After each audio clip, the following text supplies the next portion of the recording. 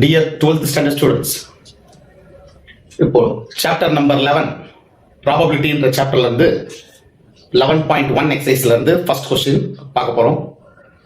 பாருங்க, suppose x is the number of tiles occurred.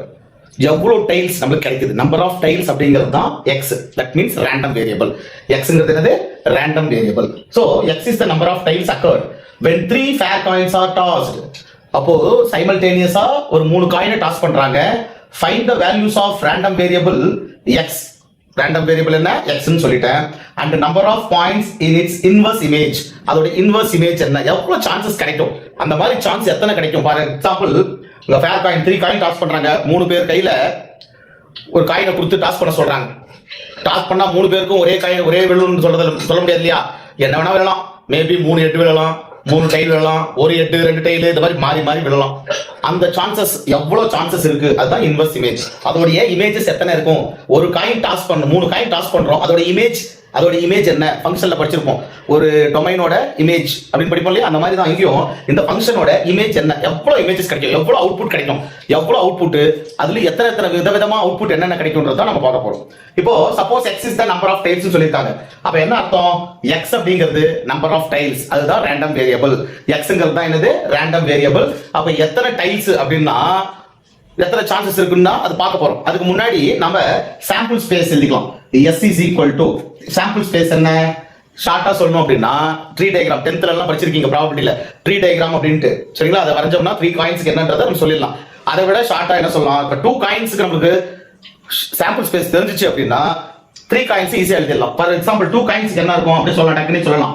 Head, அப்புறம் கொஞ்சம் கேப் விட்டுக்கோங்க. அடுத்தது ஹெட் டைல், கொஞ்சம் கேப் விட்டுக்கோங்க. அடுத்தது டைல் ஹெட், அடுத்தது டைல் அப்படி எழுதிட்டு இதுதான் 2 காயின்ஸோட சாம்பிள் ஸ்பேஸ்.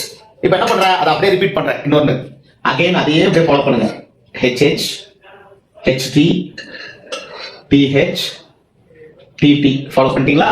இப்போ 3 காயின்ஸ் நம்மளுக்கு கேட்டிருக்காங்க. இது ஆக்சுவலா 2 காயின்ஸ் தான், அதை பேஸ் பண்ணி இருக்கிறத அப்படியே 2 ரோ எழுதிட்டேன். இப்போ ஃபர்ஸ்ட் ரோ ஃபுல்லா ஹெட் ஃபில் பண்ணுங்க, செகண்ட் ரோ ஃபுல்லா டைல ஃபில் பண்ணுங்க. உனக்கு 3 காயின்ஸ் கிடைச்சிடும். அந்த டயகிராம் எதுவும் போடாம ஃபர்ஸ்ட் ரோ ஃபுல்லா என்ன போடணும், ஹெட். செகண்ட் ரோ ஃபுல்லா யாரை போடணும், டைல். அவ்வளவுதான் 3 காயின்ஸோட sample space without using tree diagram.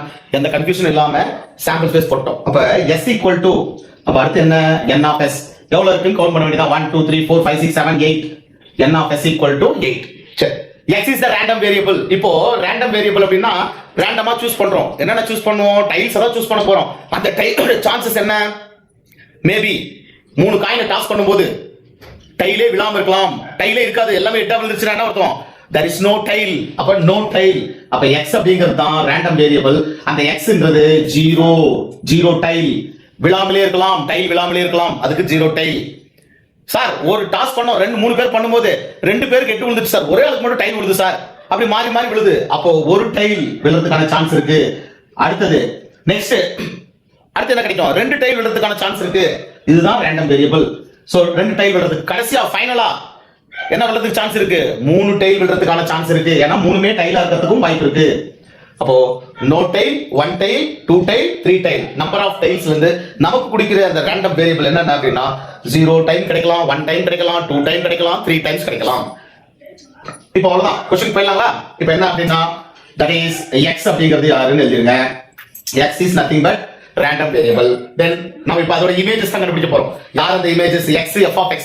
xன்றது preimage, f of xன்றது இமேஜ், தெரியும் இல்லையா. அப்ப இது இன்புட்டா இருந்தா ஒரு அவுட்புட் கிடைக்கணும். அப்ப அந்த அவுட்புட் யாரா இருக்கும் அப்படின்னா அதுதான் inverse image. Number of points in its inverse image அப்படின்றது தான். சரிங்களா. இப்போ இதுக்கு ஒரு டேபிள் மாதிரி ஃபார்ம் பண்ணிக்கலாம். சரிங்களா. Number of points in its inverse image. சரி, இப்போ கண்டுபிடிக்கலாமா. பாருங்க, x ரேண்டம் வேரியபிள் என்ன, நோ டைல் சொன்னோமா, 0. அடுத்தது என்ன, 1 டைல் கிடைக்கிறதுக்கு பாசிபிலிட்டிஸ் இருக்கா. அடுத்தது என்ன, 2 டைல்ஸ் கிடைக்கிறதுக்கான பாசிபிலிட்டிஸ் இருக்கா. அடுத்து என்ன, 3 டைல்ஸ் கிடைக்கிறதுக்கான பாசிபிலிட்டிஸ் இருக்கு. அதோட க்ளோஸ் பண்ணிடலாம். இப்போ 0, அப்ப நோ டைல். அப்ப சாம்பிள் ஸ்பேஸ்ல போய் பாருங்க, எங்க டைல் எங்கறாது இருக்கா, நோ டைல். டைலே இல்லாத ஒண்ணு யாருன்னு பாருங்க. டைலே இல்லாம இங்க ஒரே ஒரு ஆள் தான் இருக்காரு, எக்ஸ் எக்ஸ் எக்ஸ். அப்போ இதோடைய இன்வர்ஸ் இமேஜ் எவ்வளோ? 1. அடுத்தது ஒரு டைல் இருக்கிறது எங்கேயாச்சும் இருக்கா? ஒரு டைல் ஒரு டைல் ஒரு டைல், மொத்தம் எத்தனை இருக்கு? 1 2 3.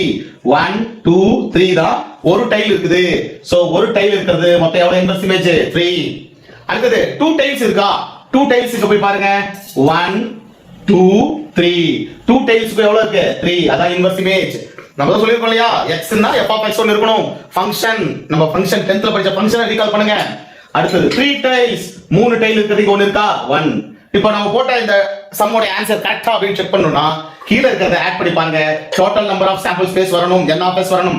1 + 3 4 + 3 7 + 1 8. ஓகே, நம்ம சம் கரெக்ட்.